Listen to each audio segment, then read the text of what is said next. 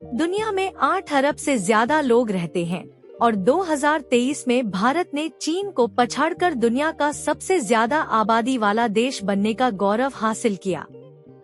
लेकिन क्या आप जानते हैं, भारतीय न सिर्फ अपने देश में बल्कि दुनिया भर में एक विशाल प्रवासी सेना रखते हैं। आंकड़ों के अनुसार दुनिया भर में 3 करोड़ 20 लाख से ज्यादा प्रवासी भारतीय, इसमें प्रवासी और भारतीय मूल के लोग शामिल हैं, रहते हैं, जो दुनिया के सबसे बड़े प्रवासी समूहों में से एक है। इनमें से कुछ अरबपति हैं, जो विश्व स्तरीय टेक्नोलॉजी दिग्गजों को संभालते हैं, जबकि कुछ विदेशों में कड़ी मेहनत कर वहां के बुनियादी ढांचे को मजबूती देते हैं। ब्रिटिश उपनिवेश के दौरान गिरमिटिया मजदूरों से लेकर आधुनिक तकनीकी प्रवासियों तक भारतीय इन देशों में किस तरह से अपनी जड़ें जमा पाए हैं। आज के विश्व सामान्य ज्ञान में हम आपको उन 10 देशों के बारे में बताएंगे जहां भारत के बाहर सबसे ज्यादा प्रवासी भारतीय आबादी रहती है और उनके संघर्षों व सफलताओं की कहानियां साझा करेंगे। विश्व सामान्य ज्ञान एक ऐसा चैनल है जो हर हफ्ते आपके साथ ज्ञानवर्धक और रोचक तथ्य साझा करता है।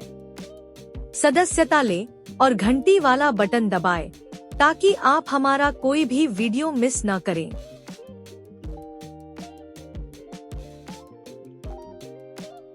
मॉरिशस हिंद महासागर में पूर्वी अफ्रीका के पास स्थित एक प्रसिद्ध पर्यटन स्थल है। इसकी आबादी केवल 12.6 लाख है, लेकिन यह भारत के बाहर एकमात्र ऐसा देश है जहां भारतीय मूल के लोग बहुमत में हैं। यहाँ की लगभग 68% आबादी भारतीय मूल की है।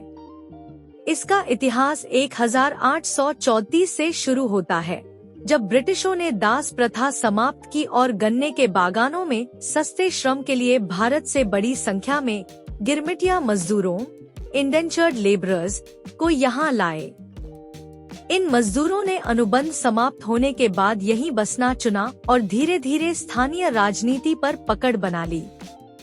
आज मॉरिशस के लगभग सभी प्रधानमंत्री भारतीय मूल के रहे हैं। यहाँ न केवल हिंदू त्योहार मनाए जाते हैं, बल्कि सड़कों पर भी भोजपुरी बोली जाती है। यह हिंद महासागर में एक छोटा भारत ही है।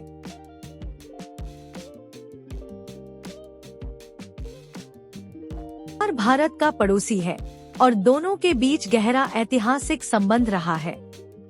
वर्तमान में यहाँ लगभग 20 लाख भारतीय मूल के लोग रहते हैं।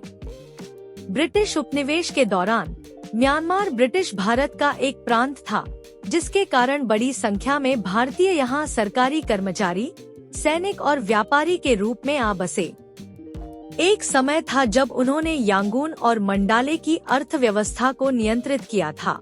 हालांकि 1960 के दशक में म्यांमार की सैन्य सरकार ने राष्ट्रवाद की नीति अपनाई और लाखों भारतीयों को बाहर निकाल दिया, जिससे यहाँ का भारतीय समुदाय कमजोर हो गया। बावजूद इसके, जो भारतीय यहाँ रह गए, वे डटे रहे। आज भी यांगून के केंद्र में आपको भारतीय मंदिर और बौद्ध स्तूप एक साथ देखने को मिलेंगे। वे ज्यादातर व्यापार या रेस्तरां चलाते हैं और अपनी संस्कृति और परंपरा को बनाए रखे हुए हैं।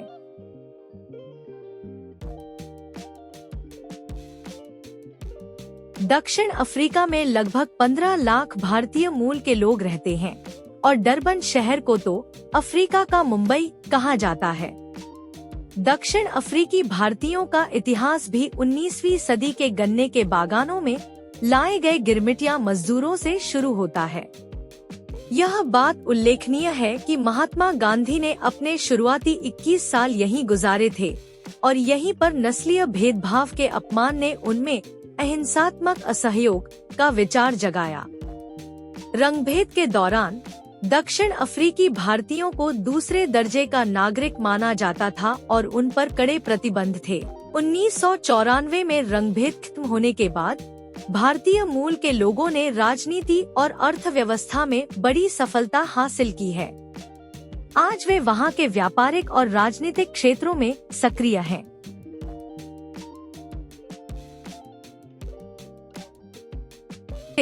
जो कभी भारत पर शासन करता था, आज खुद लगभग 19 लाख भारतीय मूल के लोगों का घर है, जो वहां का सबसे बड़ा अल्पसंख्यक समूह है। द्वितीय विश्व युद्ध के बाद ब्रिटेन ने देश के पुनर्निर्माण के लिए पूरे साम्राज्य से मजदूरों को बुलाया। शुरुआत में ज्यादातर भारतीय कारखानों और कपड़ा उद्योग में काम करते थे। इसके बाद युगांडा जैसे पूर्वी अफ्रीकी देशों से निष्कासित किए गए कई भारतीय भी ब्रिटेन पहुँचे, जिन्होंने अपनी व्यापारिक कुशलता से वहां किराने की दुकानें और फार्मेसियां स्थापित की। आज ब्रिटेन में भारतीय मूल के लोग शीर्ष पदों पर पहुंच गए हैं। भारतीय व्यंजन चिकन टिक्का मसाला मजाकिया तौर पर ब्रिटेन का राष्ट्रीय व्यंजन कहा जाता है, और अभी हाल ही में ब्रिटेन को अपना पहला भारतीय मूल का प्रधानमंत्री ऋषि सुनक मिला, जो इस समुदाय की सबसे बड़ी उपलब्धि है।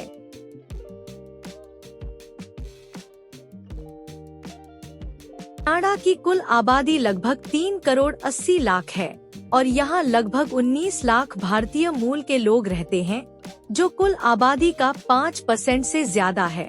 अन्य देशों के विपरीत कनाडा में सिख समुदाय के लोग सबसे ज्यादा हैं। यह 20वीं सदी की शुरुआत में पंजाब से आए किसानों और पूर्व सैनिकों के कारण है, जो प्रशांत महासागर को पार कर लकड़ी काटने और रेलवे में काम करने यहाँ पहुँचे थे। शुरुआत में उन्हें कई नस्लीय भेदभाव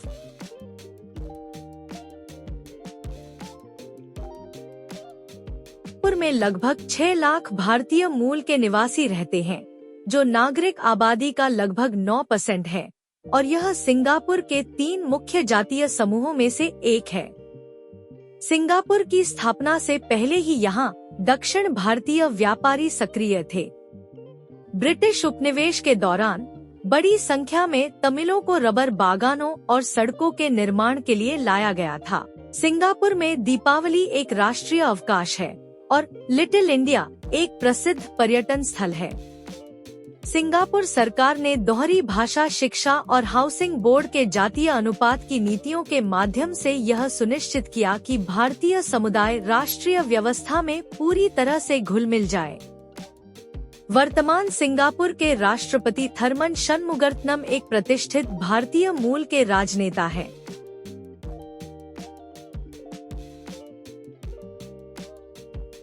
मलेशिया में लगभग 20 लाख भारतीय मूल के लोग रहते हैं, जो कुल आबादी का लगभग 7% है। उनके पूर्वज ज्यादातर दक्षिण भारत के तमिलनाडु राज्य से आए थे। 19वीं सदी के अंत में ब्रिटिशों ने उन्हें रबर उद्योग के विकास के लिए बड़ी संख्या में मलाया प्रायद्वीप में लाया। हालांकि पश्चिमी देशों की सफलता की कहानियों के विपरीत मलेशिया के कुछ भारतीय समुदाय हाशिए पर चले गए हैं। रबर बागानों के खत्म होने के बाद कई निचले तबके के मजदूरों को शहरी झुग्गियों में जाने पर मजबूर होना पड़ा। इसके बावजूद मलेशिया में भारतीय संस्कृति बहुत अच्छी तरह से संरक्षित है।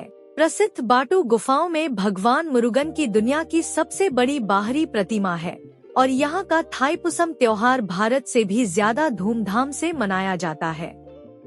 वे धारा प्रवाह मलय और अंग्रेजी बोलते हैं और कई तो चीनी भाषा भी जानते हैं, जो मलेशिया की बहुसंस्कृति का एक अभिन्न अंग है।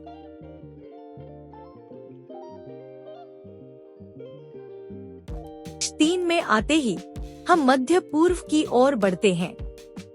सऊदी अरब में लगभग 26 लाख भारतीय रहते हैं। यूरोपीय देशों में प्रवासी भारतीयों के विपरीत यहाँ के भारतीय ज्यादातर विदेशी मजदूर हैं।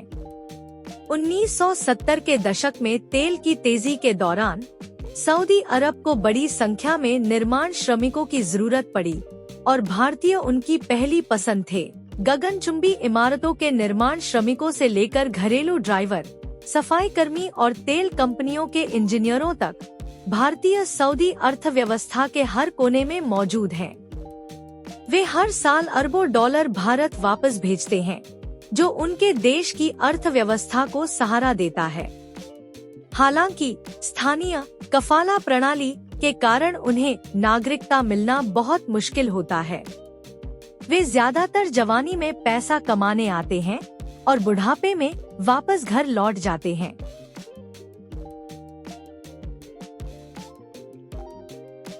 तीसरे स्थान पर संयुक्त अरब अमीरात यूएई है, जिसमें दुबई और अबू धाबी शामिल हैं। यहाँ 35 लाख से ज्यादा भारतीय रहते हैं, जो यूएई की कुल आबादी का 30% से ज्यादा है।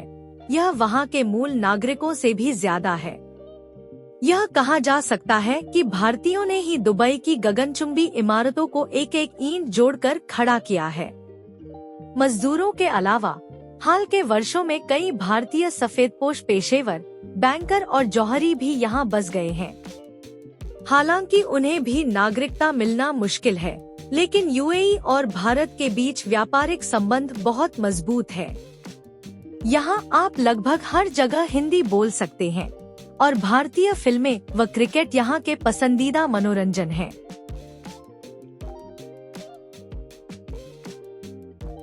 इसमें कोई संदेह नहीं, संयुक्त राज्य अमेरिका में भारतीय मूल के लोगों का सबसे बड़ा समूह है, जिनकी संख्या 48 लाख से ज्यादा है।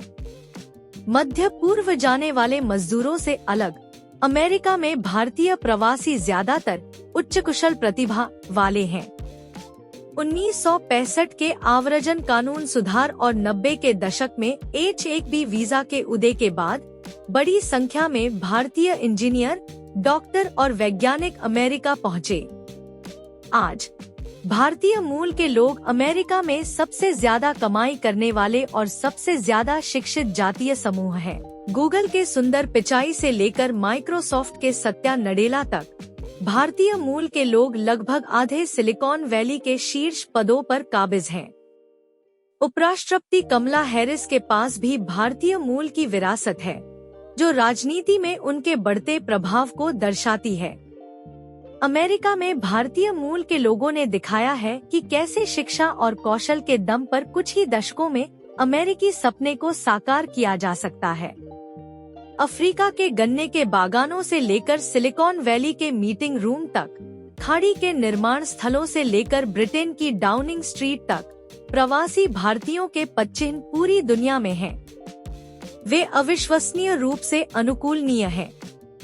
किसी भी माहौल में वे अपनी मेहनत और शिक्षा पर जोर देकर अपनी किस्मत बदलते हैं। साथ ही वे जहां भी जाते हैं, वहां करी की खुशबू, बॉलीवुड का संगीत और परिवार के प्रति समर्पण को भी ले जाते हैं। यह विशाल प्रवासी ताकत न केवल उन देशों का स्वरूप बदल रही है जहां वे रहते हैं, बल्कि यह उठते हुए भारत को भी गहराई से प्रभावित कर रही है। ठीक है, आज का विश्व सामान्य ज्ञान यहीं खत्म होता है। नीचे वीडियो को लाइक करना और चैनल को सब्सक्राइब करके सूचना घंटी को ऑन करना न भूलें। आपको किस देश के भारतीयों के बारे में सुनकर सबसे ज्यादा आश्चर्य हुआ? हमें कमेंट सेक्शन में जरूर बताएं। देखने के लिए धन्यवाद। यहाँ कुछ और वीडियो हैं जो हमें लगता है कि आपको पसंद आएंगे। मिलते हैं अगले विश्व सामान्य ज्ञान में। अलविदा।